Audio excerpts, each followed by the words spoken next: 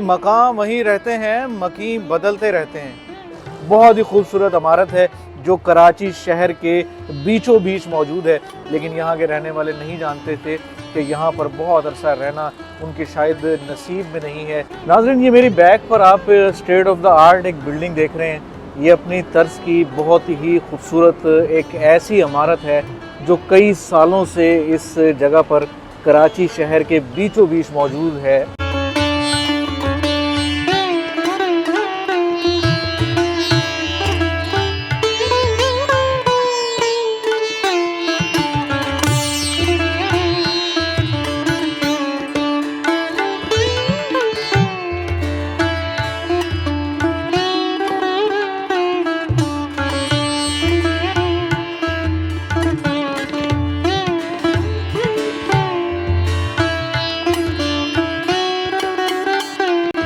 इस बिल्डिंग के मुतल्लिक तारीख़ काफ़ी खामोश है। ये बिल्डिंग कब तामीर की गई थी, ये इसका मालिक असल में कौन है, ये बिल्डिंग कितने साल पुरानी है, यहाँ पर कौन कौन किस किस फैमिली से ताल्लुक़ रखने वाले लोग यहाँ रहा करते थे, किस मज़हब से उनका ताल्लुक़ था। काफ़ी खामोशी इस हवाले से तारीख़ में मिलती है। लेकिन कुछ जगह पर मुझे ऐसे हक़ाइक़, वो पता नहीं अब हक़ाइक़ हैं या महज एक कहानी है, ये पता चलता है कि ये बिल्डिंग पार्टीशन से पहले 1947 से पहले ये बनाई गई थी।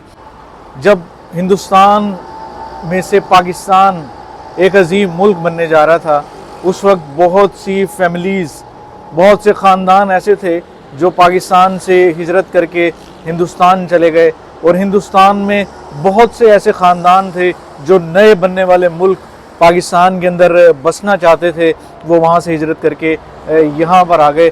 क़याम पाकिस्तान के वक्त इसी तरह की एक फ़ैमिली, हिंदू फैमिली, इस state of the art building के अंदर रहा करती थी। रतन तलाव ने इसे अपने हाथों के साथ बड़े मान और बड़े चाव के साथ इस खूबसूरत सी इमारत को बनाया था। इसे मैं बेंगलो कहूँ, इसे मैं हवेली कहूँ, इसे मैं एक मेंशन कहूँ, बहरहाल ये एक बहुत ही खूबसूरत इमारत है। इसके बाद बताया जाता है कि ये इमारत एक पारसी ख़ानदान ने, जो कि जिनके forefathers East India Company के साथ ट्रेडिंग किया करते थे या उसी में कहीं काम किया करते थे, उस पारसी ख़ानदान ने इस बिल्डिंग को ख़रीद लिया और बहुत ही कम अर्सा इस बिल्डिंग के अंदर रहे और फिर ये घर उन्होंने छोड़ दिया। उस वक्त से बताया जाता है लगभग कोई 1949 या 1950 से ये घर इसी तरह खाली बेआबान पड़ा है। मकान वहीं रहते हैं, मकी बदलते रहते हैं। तो यकीनन ऐसा ही है। बहुत ही शौक़, बड़े चाव मान के साथ इस हवेली को, इस खूबसूरत घर को बनवाया गया होगा, लेकिन यहाँ के रहने वाले नहीं जानते थे कि यहाँ पर बहुत अरसा रहना उनके शायद नसीब में नहीं है। बहुत सी ऐसी फैमिलीज़ आपको पाकिस्तान के अंदर आज भी मिलेंगी कि जिनके बड़े यहाँ से हिंदुस्तान चले गए या जो बहुत कुछ छोड़कर हिंदुस्तान से पाकिस्तान आ गए थे। इसी तरह का ये भी एक ख़ानदान था। आप यहाँ पे जब भी आएँ, इस बिल्डिंग का विज़िट करें, आपको अंदाज़ा होगा कि किस खूबसूरत तरीके से इस की तामीर की गई है। ये वाकई एक शाहकार है। यहाँ पर मेरे लेफ़्ट पर एक एंट्रेंस दी गई है, ये मेरे राइट पर एक एंट्रेंस एग्ज़िट दी गई है। ये पूरा एरिया है।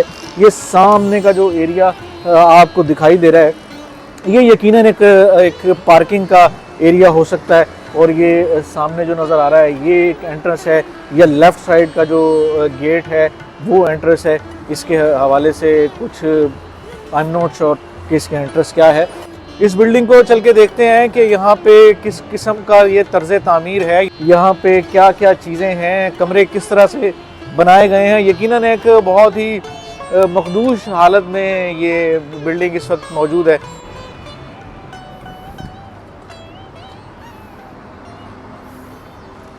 ये एरिया जो है ये बहुत ही खूबसूरत तरीके से बनाया गया है। यहाँ से ये दाखिली रास्ता हो सकता है, यकीनन ये पूरा एक एरिया है। यहाँ से भी एंट्रेंस एग्ज़िट हो सकती है। पॉसिबल है कि ये कार पार्किंग हो, वहाँ पे मेन गेट हो एक पॉसिबल है, और इसी तरह से यहाँ से एंट्रेंस बना दी गई है, एग्ज़िट भी ये है, यहाँ पे एक एंट्रेंस एग्ज़िट दे दी गई है। बहुत ही शानदार बड़े बड़े पिलर्स पर इसकी छत खड़ी की गई है। चल के देखते हैं अंदर।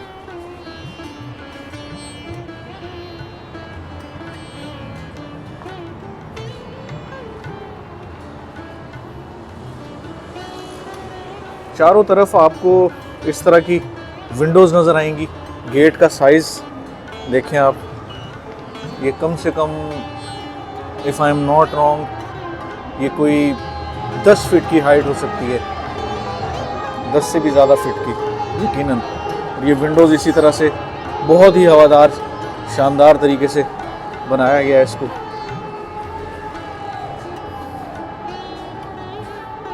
ये एक कमरा है, इसमें भी बड़ी बड़ी विंडोज़, ये बड़ा दरवाज़ा,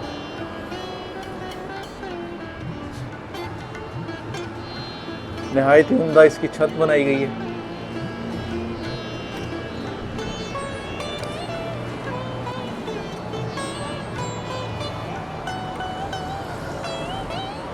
ये फर्श आप देख सकते हैं,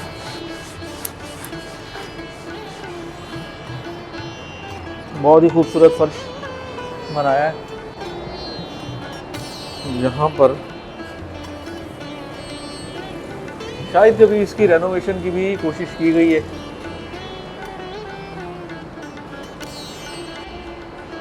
यहाँ भी बड़े बड़े दरवाजे, खिड़कियाँ, इस टाइप की चीज़ें हैं। यहाँ का फ्लोर भी आप देख सकते हैं, बहुत ही खूबसूरत नक्शो निगार। इस टाइल को इस खूबसूरत तरीके से लगाया गया। ये दरवाज़ा है,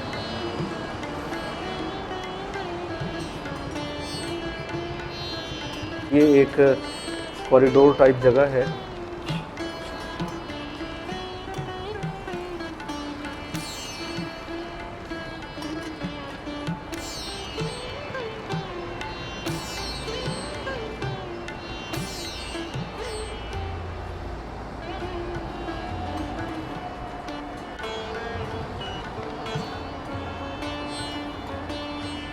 बहुत ही बड़ी बड़ी छतें,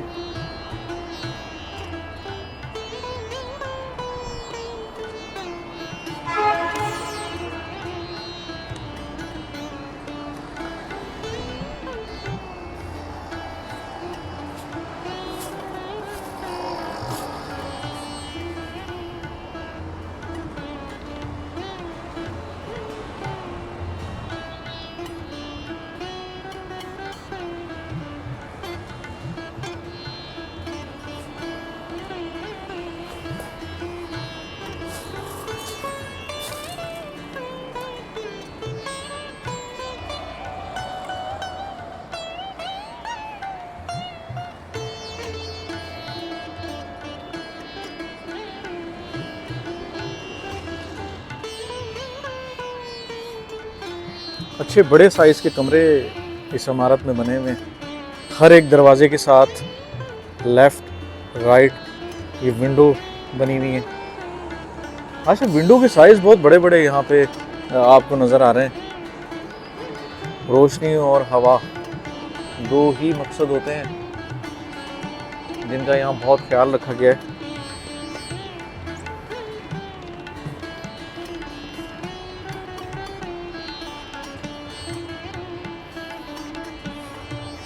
ये बहुत ही खूबसूरत चीज़ है कि बिल्डिंग के चारों तरफ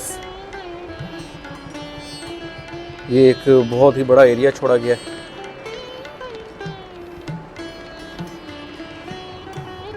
और दाखिली और खारजी रास्ते तकरीबन चारों तरफ बने हुए हैं।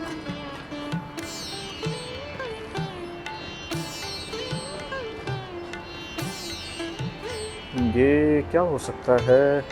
इसके साइज से अंदाज़ा हो रहा है कि ये शायद वॉशरूम हो। यकीनन इस फिटिंग से कुछ अंदाज़ा हो रहा है कि ये वॉशरूम होगा। लेकिन आई एम नॉट श्योर कि ये क्या चीज़ हो सकती है। इसमें भी एक विंडो बहुत ही बड़े साइज़ की है।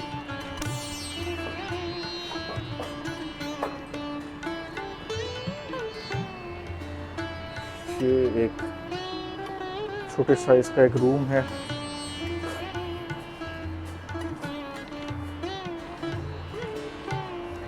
यहाँ से अगर हम, यहाँ भी फ्लोर बहुत ज़बरदस्त है, ये कुछ थोड़ा सा नज़र आ रहा है।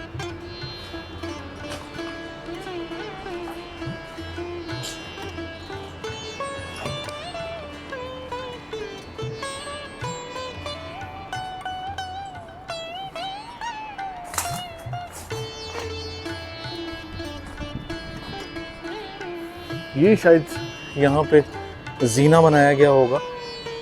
ये आसार लग रहे हैं इस तरह के ऊपर जाने के लिए, क्योंकि कहीं भी मुझे यहाँ पर सीढ़ियाँ नज़र नहीं आई कि जिनसे ऊपर जाया जा सके।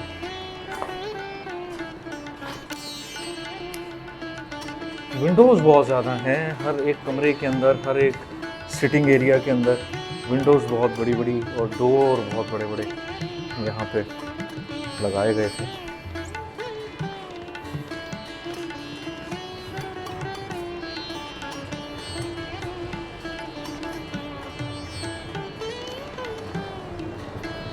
गंदगी और बदबू बहुत ही ज़्यादा है।